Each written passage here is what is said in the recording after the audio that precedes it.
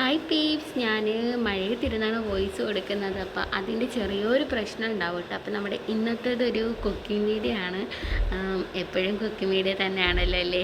അപ്പോൾ ഇന്ന് നമുക്കൊരു ചെമ്മീൻ ഉണ്ടാക്കാം. സത്യം പറഞ്ഞാൽ എന്നൊന്നും കുക്ക് ചെയ്യലില്ല, പക്ഷെ ഞാൻ വീഡിയോ എടുത്ത് വെച്ചിട്ട് അത് അപ്ലോഡ് ചെയ്യണം. അത് സത്യം പറഞ്ഞാൽ അല്ലാതെ എപ്പോഴും ഒന്നും ഹോസ്റ്റലിൽ കുക്ക് ചെയ്യണതല്ല. അങ്ങനെ ചെയ്യാനുള്ള അനുവാദമൊന്നും ഞങ്ങൾക്കില്ല.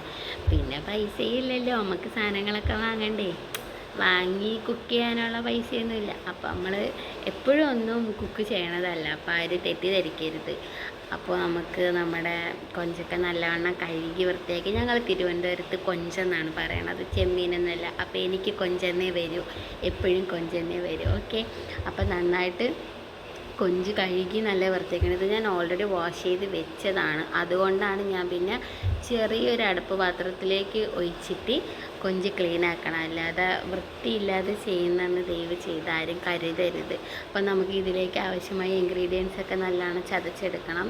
ഹോസ്റ്റലിനെ സംബന്ധിച്ചിടത്തോളം നമുക്ക് മിക്സർ ഗ്രൈൻഡർ അതുപോലത്തെ സാധനങ്ങളൊന്നുമില്ല. അപ്പം നമ്മൾ എവിടെ കൊണ്ടിട്ടാലും നമ്മൾ ജീവിക്കണം. നമുക്ക് അതിനുള്ളൊരു കഴിവ് വേണം. ഓക്കെ, അതിന് വേണ്ടിയിട്ട് ഉള്ള ട്രിക്കാണിത്. വേണമെന്നുള്ളവരൊക്കെ കണ്ടുപഠിച്ചോളി. കപ്പെടുക്കുക, കമഴ്ത്തി വയ്ക്കുക, ഇഞ്ചിയും വെളുത്തുള്ളിയൊക്കെ നല്ലോണം ചതച്ചെടുക്കുക. ഇഞ്ചിൻ്റെയും വെളുത്തുള്ളിൻ്റെയും തോല് ഞാൻ കളഞ്ഞിട്ടില്ല, ഞാനങ്ങനെ കളയലില്ല, വീട്ടിലും ഞാൻ കളയലില്ല. അതിന് നമ്മുടെ കെറ്റിൽ നല്ലോണം ചൂടാക്കി നല്ല ശുദ്ധമായ പച്ച വെളിച്ചെണ്ണ ഒഴിച്ചു കൊടുക്കുക. വെളിച്ചെണ്ണ ഒഴിക്കണതാണ് കുറച്ചും കൂടി നല്ലത്.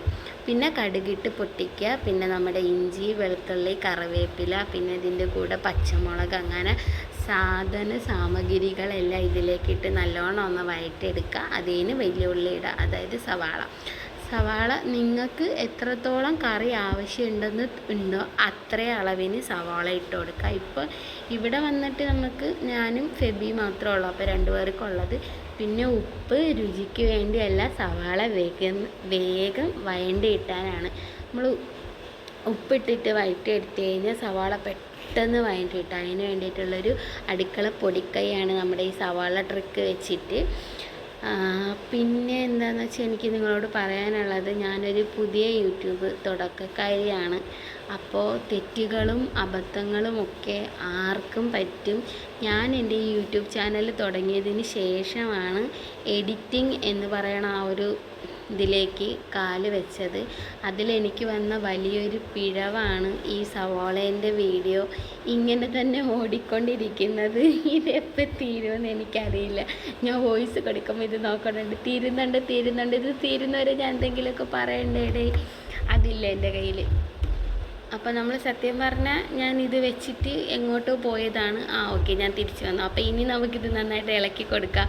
സംഭവം ഇത് വീഡിയോ എടുത്ത് വെച്ചിട്ട് ഒരുപാട് ദിവസമായി. അപ്പം ഇത് കഴിഞ്ഞിട്ടുള്ള നെക്സ്റ്റ് സ്റ്റെപ്പ് എന്തോന്നാണെന്ന് എനിക്ക് ഓർമ്മയുണ്ടെങ്കിലല്ലേ അതിൻ്റെ വീഡിയോ പറയാൻ പറ്റൂ. അതാണ്. അപ്പോൾ എല്ലാവരും ക്ഷമിച്ച് എന്നെ സപ്പോർട്ട് ചെയ്ത് നിൽക്കുക. കാരണം ഞാൻ ഇതിൻ്റെ മുമ്പത്തെ വീഡിയോയിലേ പറഞ്ഞത് വെറും 50 പേരടങ്ങിയൊരു ഫാമിലിയാണ്. നിങ്ങളും കൂടി പോയിക്കഴിഞ്ഞാൽ പിന്നെ സപ്പോർട്ടാണല്ലോ ഏറ്റവും വലുത്. ഓക്കെ, നമ്മൾ വിഷയത്തിന് തെന്നി മാറി. ഇനി ഇതിലേക്ക് നമുക്ക് ഗരം മസാല ഇട്ട് കൊടുക്കാം. പിന്നെ ഞാൻ ഇട്ടത് മഞ്ഞൾപ്പൊടിയാണ്. അത് കഴിഞ്ഞിട്ട് ഫിഷ് മസാല. ഇത് സംഭവം ഞാൻ സൂപ്പർ മാർക്കറ്റിൽ കണ്ടപ്പോൾ ഒന്ന് ട്രൈ ചെയ്ത് നോക്കാമല്ലോ എന്ന് കരുതി വാങ്ങിച്ചതാണ്. എനിക്കിഷ്ടമായില്ല സത്യം പറഞ്ഞാൽ.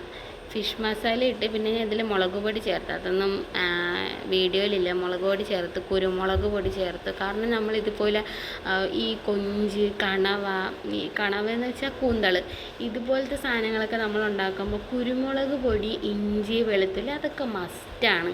അത് നമ്മളിട്ട് വേണം ഉണ്ടാക്കാൻ, എന്നാലേ നമുക്ക് അതിൻ്റെ ഒരു ടേസ്റ്റ് വരുള്ളൂ. എന്നിട്ട് ഉപ്പിട്ട് ആവശ്യത്തിന് വെള്ളം ഒഴിച്ച് നല്ലവണ്ണം വഴറ്റിയെടുക്കണം.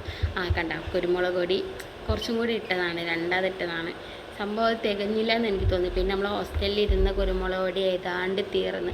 അപ്പോൾ അതിട്ട് വീണ്ടും ഒന്ന് ഉപ്പ് പാകമാവാനുള്ള രീതിക്ക് ഒന്ന് വെള്ളം ഒഴിച്ചിട്ട് നല്ലവണ്ണം കൊഞ്ച് വേവിച്ചെടുത്ത്. നല്ല വേവിച്ചെന്ന് വെച്ചാൽ ഞാനുണ്ടല്ലോ നല്ല ഡ്രൈ റോസ്റ്റ് ചെയ്താണ് സംഭവം ഇതെടുത്തേക്കണത്. കാരണം ഞങ്ങൾക്ക് അതാണ് ഇഷ്ടം. അപ്പോൾ ഞാൻ അങ്ങനെ ചെയ്തിരിക്കുന്നത്. കണ്ടില്ലേ, ഇത്രയും നന്നായിട്ടാവണം. അപ്പോൾ ഈ വീഡിയോ ഇഷ്ടപ്പെട്ടെങ്കിൽ എന്നെ സപ്പോർട്ട് ചെയ്യുക. ബൈ.